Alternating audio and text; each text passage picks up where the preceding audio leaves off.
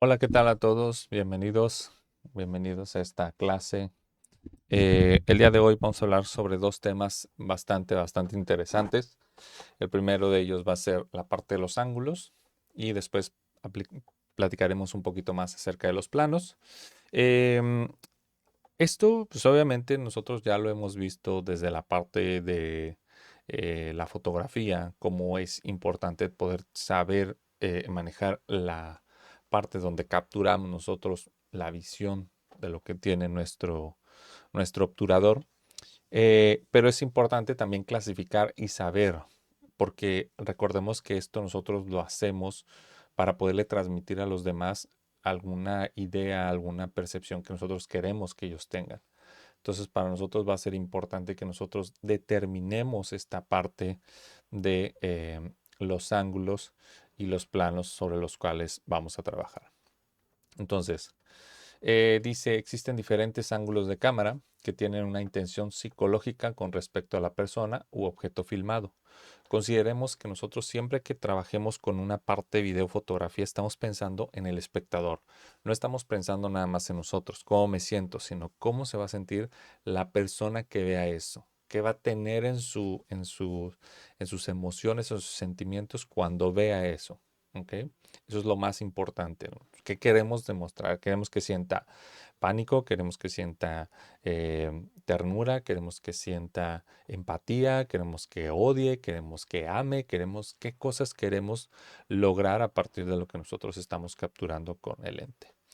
Dice, los ángulos de cámara nos indican cómo quiere el director y o fotógrafo que el espectador perciba a los personajes.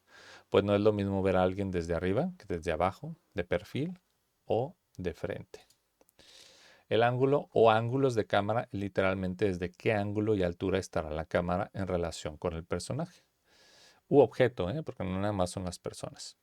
Da perspectiva, puede generar emociones y para el momento de edición tener ángulos variados ayuda a darle un dinamismo al montaje. Imagínate que todas las pasa, ¿no? Que de repente, a mí me ha pasado cuando de repente grabo que tener una cámara fija y es muy monótono. Entonces, de preferencia estar cambiando las tomas, los encuadres, incluso cuando haces una entrevista, lo más importante es poder tener dos cámaras, cuando menos, para que la entrevista no se sienta tan monótona, ¿no? De que la misma cámara siempre, ¿no? Pues que puedas variarle y que puedas darle un dinamismo de que cuando hay un diálogo, pues que hagas cambiar una toma a otra, sí, etcétera.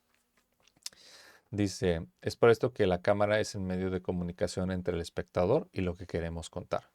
Es tan importante para la historia como la actuación de los personajes, así que cuando ya decidiste con qué tamaño de plano encuadrarás a tu personaje en escena, lo que sigue es determinar la altura y ángulo de cámara. A continuación te mostraremos qué tipo de ángulos fotográficos hay y cómo los puedes usar. El ángulo normal, que es el ángulo más común a nivel de los ojos, es la manera más natural y neutral de ver un personaje porque así es como normalmente tenemos una conversación con alguien. ¿Qué transmite este ángulo? Pues no genera ningún prejuicio. Es como, pues, yo estoy así, estoy hablando. Esta es la altura normal a la que podemos ver. Ahora, recuerden que hay formas en las que podemos ver. Por ejemplo, si yo me pongo si soy una persona alta, pues evidentemente voy a tratar de que em, mi cámara se quede un poquito más abajo para que yo pueda ver, para que la gente, para los que me ven, puedan ver pues las dimensiones de mi persona, ¿no? Si yo me pongo la cámara en un ángulo hacia abajo inclinado, pues yo me voy a ver más pequeñito, ¿no? Pero si la pongo como está de frente, de hecho mi cámara está un poquito más alto que a la altura de mis ojos, que debería estar a la altura de mis ojos, pero no lo está. Pero bueno, entonces no genera ningún prejuicio. Dentro del ángulo normal es el tipo de ángulo de plano más habitual en cuanto a la altura a la que situar la cámara. Es un ángulo en el que nos situamos prácticamente a la altura de los ojos de la persona para tomar una posición neutral frente a ella. Si fuera un objeto, ocurriría lo mismo, exactamente lo mismo. El ángulo contrapicado. Dice, la toma de la cámara se hace desde un ángulo inferior a 30 o a 80 grados por debajo de la vista del personaje. Es decir, la vista está aquí, entonces la cámara tiene que verse aquí hacia arriba. Em, dice hacia arriba, ¿qué transmite este ángulo? Hace que el personaje se vea poderoso o peligroso, dando una sensación de superioridad, una sensación de grandeza. Y si con eso lo combinamos con pues, personajes que tienen una musculatura o una fuerza o un volumen bastante grande, pues evidentemente también se verá imponente. En este ángulo la cámara se sitúa a la altura inferior, ¿sí? Eh, a los ojos del sujeto u objeto. Es el ángulo opuesto al ángulo picado y sirve para ensalzar y magnificar al sujeto u objeto. O sea, nos sentimos mínimo. Imagínense cómo se puede llegar a sentir a alguien cuando tiene este ángulo de una persona con este artefacto. Y así, o sea, un niño, hasta un niño se puede ver amenazante, ¿no? Impresionante. Creo que este es de la película de Ciudad de Dios, ¿no? El ángulo picado. La cámara se coloca arriba del sujeto u objeto en un ángulo de 30 a 150 grados por encima, al contrario del ángulo contrapicado.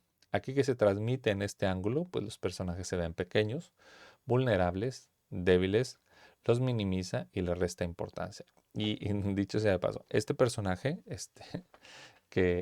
pues evidentemente es una persona de estatura baja, este, pues lo ponen en ese contexto, en esa idea de ser esa persona. A pesar de que es una persona con un carácter fuerte, sus rasgos fuertes, muy duros, etcétera, pues lo minimizan y lo hacen, incluso le dan esa sensación de poco valor, ¿no? Cuando al final de cuentas es un personaje importantísimo en la serie, pero también le dan esa parte de la percepción que tienen el resto de los personajes con respecto a él. Se puede combinar ángulos picados y contrapicados para posicionar a los personajes dentro de la narrativa en una escena, quién tiene el control y quién va perdiendo la batalla. Pues ahí tenemos a nuestro amigo el Harry Potters. El Harry Potters, que bueno, pues tiene esta postura y esa posición de que pues prácticamente encasillado, orillado, y que muy seguramente el otro tendrá un contrapicado muy marcado para marcar la superioridad. El ángulo picado dice, en este caso la cámara graba a una altura superior de los ojos en caso de las personas o de la altura media en caso de los objetos. Este tipo de plano se utiliza para transmitir al espectador que alguien es inferior o inocente. Inconscientemente vemos al sujeto filmado como alguien débil, frágil e inofensivo, y también se puede utilizar incluso para ridiculizar. Em, no sé si se acuerdan de la del príncipe del rap, cuando está o sea, el personaje de la mamá en la entrada que le está haciendo así, pero la forma en la que le está dando las órdenes y eso es así como que en un picado donde dice no, y el Will Smith así como que, ay, haciéndose chiquito, ¿no? Porque al final de cuentas, pues eso es, ¿no? La imposición de algo contra alguien que no tiene forma de defenderse. Y cada vez que lo vemos en una película, pues evidentemente lo entendemos. Dice el ángulo cenital es realizado desde arriba, justo encima de los sujetos u objetos con un ángulo de 90 grados, es decir, perpendicular al suelo, o sea, está el suelo y aquí está, o sea, aquí arriba. Sí, como si hubiera captado desde un satélite o un helicóptero que transmite el ángulo cenital, sirve para mostrar movimientos de objetos complejos, situar una escena o simular una conexión con lo divino. Que hoy en día con los drones, pues evidentemente ya es mucho más fácil hacerlo. Antes sí tenías que rentar un helicóptero para hacer este tipo de grabaciones y ahora incluso con el CGI pues es mucho más práctico hacerlo, ¿no? Pero sigue siendo utilizándose este tipo de, eh, de ángulos para poder mostrar esas escenas. Dice, el ángulo cenital es cuando grabamos un plano completamente desde arriba, una regla mnemotécnica para que no se nos olvide cuando está el sol justo arriba del todo, cuando está en su cenit, en el centro, a las 12 del mediodía. Dice el ángulo nadir, dice, es realizado desde arriba, justo encima de los sujetos u objetos con un ángulo de 90 grados, perpendicular al suelo, como si se hubiera captado desde un satélite. Bueno, perdón, este es desde abajo. Sí, al igual que el ángulo contrapicado, agradece al personaje, pero de una manera más dramática. Sí, es perpendicular al suelo, pero es desde abajo. O sea, como si yo viera desde aquí hacia arriba. ¿ok? Entonces, por ejemplo, aquí en la película de Kill Bill lo vemos. Lo vemos en otros films, en otras películas. En este, por ejemplo, el ángulo nadir es el opuesto al cenital. Esto quiere decir que grabamos completamente desde abajo. No es un ángulo tan frecuente por la complejidad del mismo y porque solo debe usarse cuando tenga un sentido. En esta escena, que los que han visto Stranger Things, pues ahí está el Demogorgon, o ¿cómo se llama este? Que era el perrito, bueno, que lo decían el perro, este Dermadog, que está ahí guardado y pues obviamente ellos están viéndolo desde ese ángulo. ¿Ok? Estos son los ángulos que nosotros conocemos tanto en el cine como en la televisión. Ahora vamos a ver los planos. Y bueno, empecemos por decir que al conocer la tipología de planos lograrás entender mejor el lenguaje cinematográfico y en consecuencia transmitir correctamente lo que quieres contar en tu proyecto audiovisual. Si no han visto El silencio de los inocentes, les recomiendo que la vean. Una película muy buena, ganadora de un Oscar, no solamente por la historia, sino por toda la producción, la fotografía, la actuación, está todo brutal, brutal. Y no es explícita en muchos sentidos, ¿eh? O sea, a pesar de que es con temas que tienen, pues, violencia, imagínense una persona, el personaje de Aníbal Lecter, que pues es un caníbal, y que pues de repente, pues, tú puedes pensar que van a salir muy grotesca, como hay muchas películas grotescas con este tema, pero no, no, ni siquiera es eso, ¿no? O sea, creo que hay más grotesco en otras cosas, pero no en eso. Pero sí, si pueden, véanla. Es muy buena película. Dice, un plano es considerado como la unidad básica del lenguaje audiovisual y su definición depende del proceso de creación del proyecto. Se puede decir que hay dos definiciones para referirnos a un plano cinematográfico. En producción, un plano sería el equivalente a toma, que consiste en el espacio de tiempo que transcurre desde que se comienza a grabar con la cámara hasta que se detiene la grabación, es decir, desde que se pulsa el botón REC hasta que se detiene la grabación. Las tomas de un mismo plano se repiten tantas veces como sea necesario. De esta manera, cuando lleguemos al montaje, tendremos diferentes tomas de un mismo plano y se elige la que consideremos mejor. Es decir, el plano, en este caso, es el tiempo en el que graba la escena, que en este caso se llama toma, y que está. La podemos repetir varias veces porque a lo mejor el actor la hace más serio, la hace calmado, con una expresión, etcétera. Pero esa es una toma, ¿sí? Eso es un plano, ¿ok? Entonces, nada más para considerarlo de lo que estamos hablando. En el montaje o la edición, una escena o secuencia suele estar formada por numerosos planos, ¿sí? Y en este caso la definición de plano sería el metraje o la secuencia continua entre dos ediciones o cortes, es decir, que están seriadas, están dentro de la misma estructura, ¿no? En este caso, el plano, que anteriormente para nosotros plano era lo que se grababa, lo que nosotros conocemos como toma, ¿ok? Entonces, dice, continúa entre dos sesiones. Si la escena solamente está compuesta por un plano, tenemos lo que se conoce como plano secuencia, es decir, que está ininterrumpido, está ininterrumpido. ¿Ok? Y es muy, por ejemplo, Berman tiene este concepto de ser un plano secuencia, ¿sí? Que se dice como que si fuera una toma. En Deadpool también trabaja mucho este tipo de, sin cortes, ¿no? Sino con una misma secuencia va pasando en diferentes partes. El encuadre, importante, dice, cuando hablamos de encuadre en cine nos referimos a la porción de realidad que la cámara recoge. Según el tamaño del cuadro existen tres grandes grupos que serían planos descriptivos o abiertos, planos narrativos o medios y planos cortos o expresivos. En el primero se aprecian los rasgos faciales de los actores, por ejemplo, un plano general. En los planos narrativos en medios que recogen media figura humana y sirven para narrar, por ejemplo, un plano americano. Y los planos cortos o expresivos sirven para expresar sentimientos y hacer énfasis en el dramatismo de un personaje. Un ejemplo de este grupo sería un primer plano. Y ahorita vamos a ver cuáles son estos o los diferentes ejemplos de estos. Dice, aunque todo esto es relativo y dependerá de la intención con la que queramos enfocar la escena, ya que un plano general puede llegar a ser narrativo si queremos contar la soledad y el aislamiento de este personaje en su mundo, dejándolo totalmente solo en ese plano tan abierto. ¿Sí? Y aquí, por ejemplo, tenemos un gran plano general y el plano general. Dicen, estos dos planos se intenta encuadrar la mayor parte posible de la escena. Ok, consideremos que mucho de esto está hecho en CGI, pero pues es la intención que se quiere dar.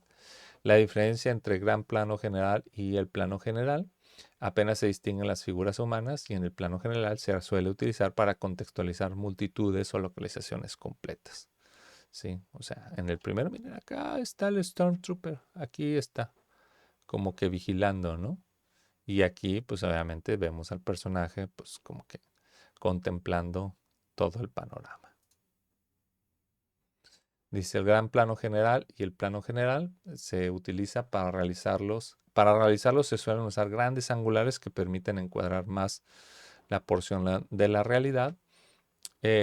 Y generalmente un plano de este tipo nos sirve para contextualizar la escena y que el espectador sepa dónde ocurren los hechos. Por lo tanto, tiene un valor descriptivo, aunque como hemos dicho anteriormente, con el debido tratamiento puede también adquirir un valor narrativo. Es dependiendo cómo lo usemos en la historia, puede nosotros simplemente contextualizarnos o puede darnos una emoción o un sentimiento. La película de Martian de este Matt Damon es buenísima. Les recomiendo que si no la han visto, la vean.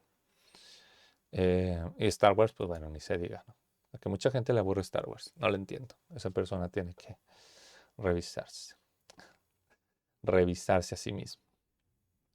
El plano de conjunto, que es un encuadre parecido al plano general, pero es algo más cerrado. En este plano se sitúa el actor protagonista de la toma en una zona más cercana a la cámara que al resto de los sujetos u objetos. Bueno, varias escenas, ¿no?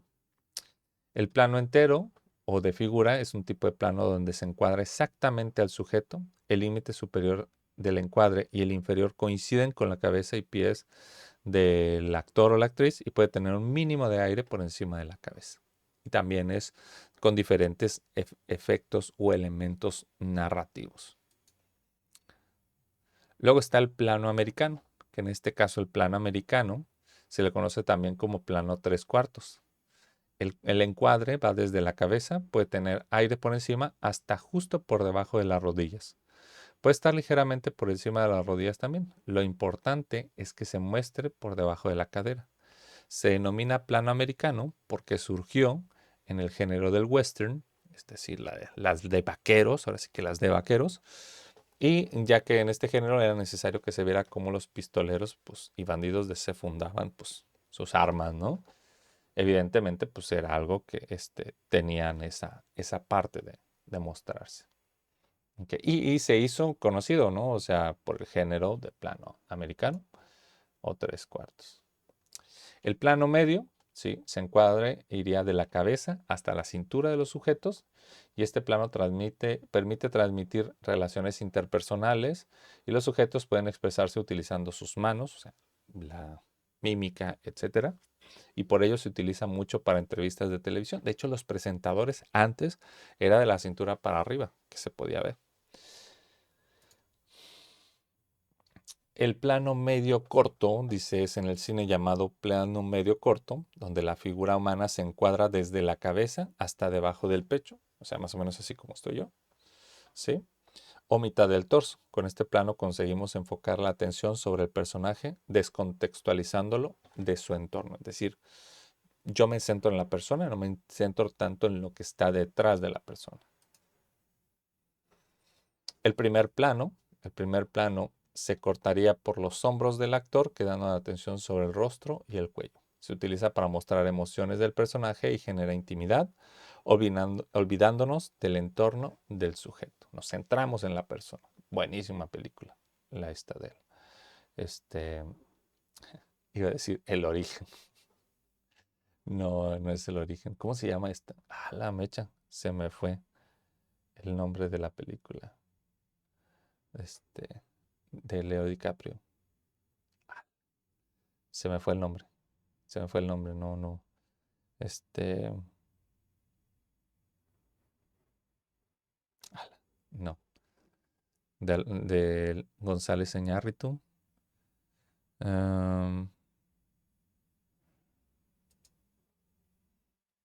Ok, a ver si me acuerdo. El primerísimo primer plano, dice, es el tipo de encuadre en cine se da cuando se capta el rostro desde el mentón hasta la parte superior de la cabeza. Por lo tanto, la cara del sujeto es lo más importante, siendo una imagen muy expresiva que enfatiza aún más el primer plano. Es utilizado cuando se quiere transmitir la reacción facial más mínima, o sea, todo el movimiento del cachete, el ojo de la boca, cuando le está temblando el labio, no sé. Esta escena del silencio de los inocentes, buenísima.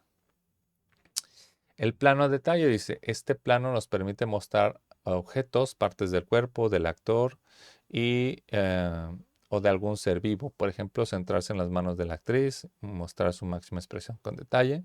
Se suele utilizar cuando se quiere destacar algún objeto concreto dentro de la trama, por eso es un tipo de plano muy narrativo. Imagina el típico plano de un papel que se cae o un asesino que olvida alguna prueba en el lugar del crimen. De hecho, la película de Batman de ay, ¿cómo se llama este hombre? La última de Batman que hicieron. Este, iba a decir Chris Cullen, pero no, no es, no se llama así este cuate. Robert Pattinson. Cuando el malhechor olvida esta cosa tirada ahí en la alfombra, que al final de cuentas, no los voy a spoilear, ya si no la han visto, pues, que es parte fundamental de toda la película y que incluso hasta el guasón se ríe de Batman, ¿no? Le dicen, o sea, ¿cómo? ¿Nunca te diste cuenta de lo que este cuate dejó a propósito ahí para ti? Estás mal, ¿no? Y bueno, hasta después lo entendió, lo hizo y pues, bueno, se resolvió el misterio, ¿no? Pero sí es importante que nosotros podamos utilizar todos estos elementos para que podamos lograr lo que queremos mostrar. Hoy en día con los teléfonos celulares podemos hacer ese tipo de cosas porque no tiene que ver con no tiene que ver con la herramienta, tiene que ver con lo que está acá y con la creatividad con la que nosotros queremos enfocar. Yo, por ejemplo, puedo decir, a ver, quiero un plano a detalle, ¿no? Entonces, por ejemplo, me voy aquí y tomo una foto. No sé, a ver, por ejemplo, aquí del micrófono, ¿no? Del contexto del micrófono. Y entonces, por ejemplo, ahí está mi foto, ¿no? Todo lo demás no importa porque lo importante es el micrófono. Si yo tuviera, por ejemplo, no sé, algo que quisiera destacar, por así, por ejemplo, este aquí, ¿no? Fíjese. Y pongo, lo encuadro, lo enfoco. A ver, miren, el encuadre y el enfoque. Sí, tiene que ver mucho con los elementos que evidentemente yo pongo. Pero bueno, espero que les haya servido, espero que haya sido útil para lo que vayan viendo. La próxima clase, déjenme y veo, si mal no recuerdo, trabajaremos con el tema de guión y argumento, que tiene que ver con la parte narrativa de nuestro proyecto y que obviamente pues la haremos de forma escrita, ¿no? Porque es la base de todo esto para después pasar a la parte visual. Transformar palabras en imágenes será parte del desafío del proceso de este trabajo. ¿Ok? Bueno, muchachos, espero que les haya servido estos temas. Nos vemos el miércoles con la próxima clase. Todavía no tenemos actividad. El viernes ya tendremos actividad para realizar después de ver la clase de guión y argumentación para que empecemos a trabajar en este caso. ¿Ok? Les mando un fuerte abrazo. Cuídense mucho. Nos vemos el miércoles. Bye bye.